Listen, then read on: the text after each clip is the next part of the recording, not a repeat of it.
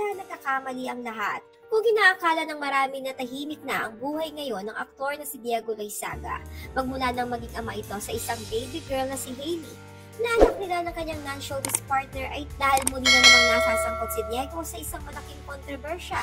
Nitong araw ng Linggo, January 7, ay first time lumantad in public ang partner ni Diego na si Alexis Swapenko at nagpasabog ng mga nakakagulat na revelasyon tungkol sa pagpapalayas ng aktor sa kanya at sa kanilang anak sa bahay nito.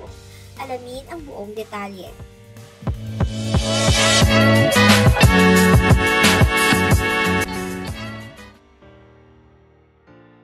Sa kanyang unang IG post ay ipinasabog ni Alexis ang revelasyon na pinalayas daw silang mag-ina ni Diego Loizaga dahil may paparating na babae sa bahay nito. Caption ni Alexis, "So my baby daddy Diego Loizaga decided to kick me out and his baby out of his house so this girl can come over." Sa sumunod na post ay tila sarcastic naman na pinapalakpakan daw ni Alexis ang isang post ni Diego na nagsasabing, "Do your things right, everything else will follow. Here's my slow clap." Ang siya namang reaksyon ni Alexis dito. Ani pa ni Alexis, sinungaling daw si Diego nang ibahagi niya ang isang video ng aktor na kuha sa interview nito noon sa Tony Talks ni Tony Gonzaga, kung saan sinabi ni Diego na naging self-destructive siya noong mga panahon na hindi pa siya aware. Bagaman medyo natagalan daw bago niya naayos ang sarili. Komento ni Alexis, "Yes, he's aware now but never sober." At sinundan ito ng boring emoji. Makalipas ang ilang saglit ay muli nag-post si Alexis at isiniwalat na nagbanta umano si Diego sa kanya na kapag hindi niya dinilit ang mga banat niya sa kanya ay hindi daw ito magpo-provide para sa anak nilang si Hailey. Caption ni Alexis, "Diego Loizaga said, if I don't take down the post, he won't provide for my daughter daw. Okay boy, bye."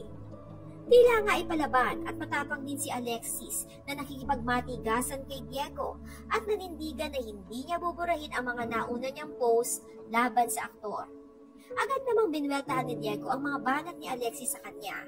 Anang aktor, "Petty for me to come on social media for this, not denying anything aside from one thing." Kasunod dito ay ipinost din ni Diego ang screenshots ng chat conversation nila ni Alexis na nagtatalo kaugnay sa pagpapatake daw ni Diego ng mga naunang ipinost ni Alexis laban sa kanya. Ani Diego, paano daw siya makakapag-provide sa kanilang anak kung sinisira siya ni Alexis sa mata ng publiko. Tila ay may pagbabanta rin si Diego na kapag sinira siya ni Alexis sa madla ay pera na para sa anak nilang si Hailey ang siya ring mawawala. Gayunpaman ay iginiit ni Diego na sa kabila ng mga banat ni Alexis laban sa kanya ay wala daw siyang ide-deny. Gayunpaman, isang bagay ang sinisigurado ni Diego na ang anak nilang si Hailey ay hindi mapapabayaan. Nakasaad sa sumunod na post ng aktor, "Again, not denying anything else, but my baby will be taken care of definitely." Matatandaan nitong June 2023 lamang ng sorpresahin ni Diego ang publiko nang kanyang i-reveal na siya ay isa ng ama sa isang baby girl. "The best birthday gift ever," saan ang aktor sa caption habang karga ang bagong silang nilang sanggol. Bagaman tahimik si Diego pagdating sa ina ng bata, dahil mas gusto raw nito ang manatiling pribado dahil hangad nito ang tahimik at payapang buhay. Thank you.